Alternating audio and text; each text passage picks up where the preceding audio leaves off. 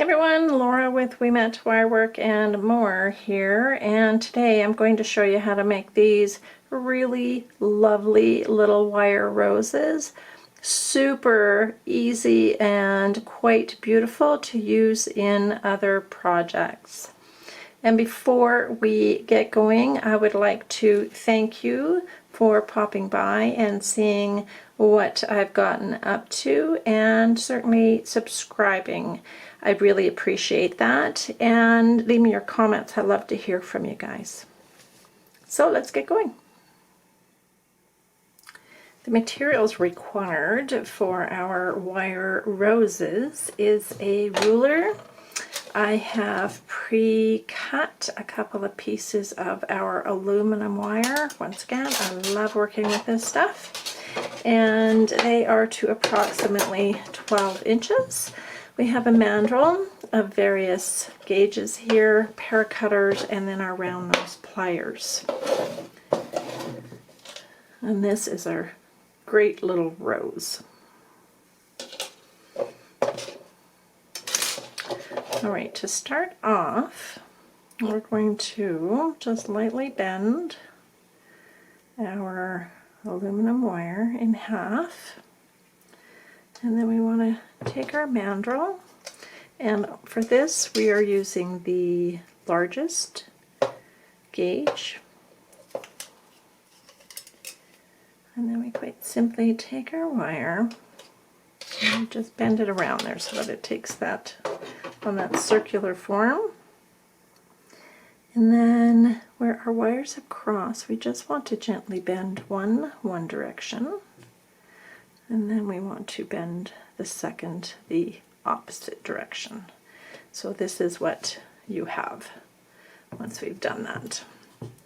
Now, holding on to this so hopefully it doesn't slip, we're going to take this wire, and it doesn't matter which one you start off with, and then we're just going to gently bend that around, lifting up the one that we hadn't twisted yet, and taking that wire and just curving it underneath this one. So we took one and we curled it around the one that we left straight. And we are about parallel with this particular wire. So now we're going to take this one, we're going to bend it up slightly, and then we're going to take the second wire and we are going to bend it around. So you see it sort of has that little twist in here.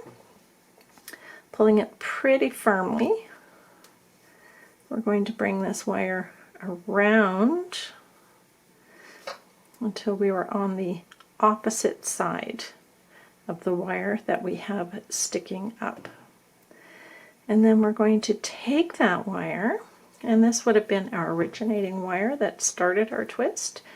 We come down and around, so we're always going the same direction. We're creating a spiral.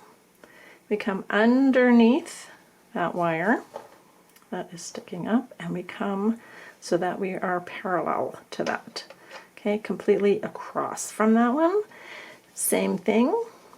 We're taking that wire and we are wrapping it around and underneath the wire that was sticking up. And once again, we end where we are parallel across here from our center, from our starting point. We take that wire and we wrap it underneath the last one that we used. Just working it into place. We want to try and keep a circular pattern with this. Once again, we are directly across from our originating wire. Coming back around with this one, we are going underneath that second wire till we are across here. So basically what we're doing is we're doing half turns, and then we're picking up the second wire. So you see how I went under that one? And we're making half turns and then picking up the second wire. Okay, so now we've come to the end of that one. That's where we took this one, that was our second wire that was sticking up, and we just kind of force it to the side. All right, we have these two ends. Taking our round nose pliers, and this part, there's no way to avoid it. It is going to end up scarred, but we're tucking this underneath. So tucked underneath there. Let me just force it into place, and then we're going to do the same thing with this one. And this one we're going to go around our original loop.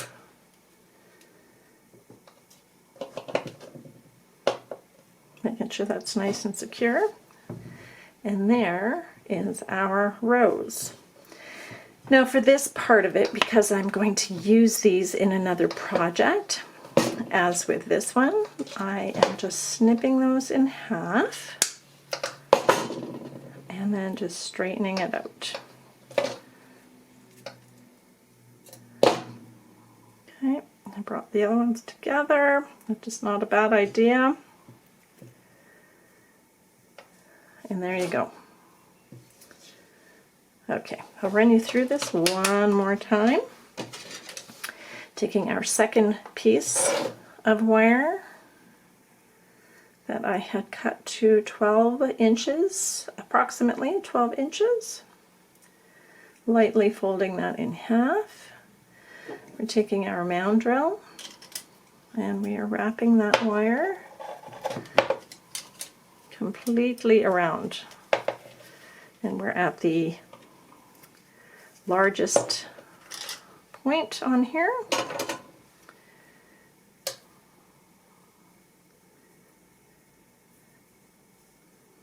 So holding that to our top where the wires cross over, we've bent this wire straight out to one direction, and we're going to do the same thing with the other wire. And then taking this one and wrapping around underneath the remaining wire. Taking the second wire and wrapping it so we go underneath the first wire that we wrapped. Grabbing this one again, underneath. Grabbing this wire, we are going underneath. Same thing, underneath, and we're spinning our wire as we go, because of course we want that circular shape, as this is a rose. And we take this one and we go underneath, and then we take this one and we go underneath as well. So that's left us with a longer tail and a shorter tail, and that is just the variable with the tension of your wire as you're wrapping it.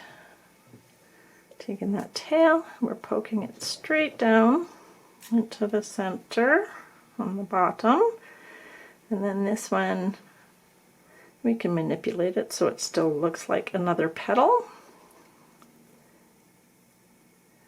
Same thing, tucking it underneath so it's nice and secure. Beautiful. Taking our loop at the bottom,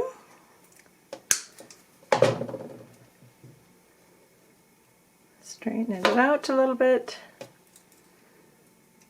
and